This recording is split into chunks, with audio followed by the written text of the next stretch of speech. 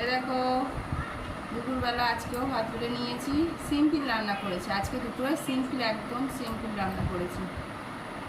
কোনো ভাজাভুজি করিনি, ভাজিনি, করেছি তোমাদেরকে দেখাচ্ছি। একদম সিম্পল রান্না করেছি। অনেকটা বেলা হয়ে গিয়েছিল বলে আজকে আর বেশি কিছু করতে পারিনি।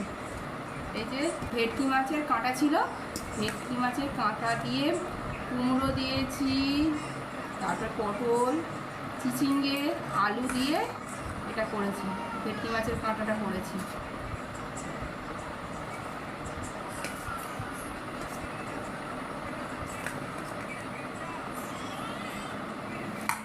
আর করেছি এদিকে করেছি, এ দেখো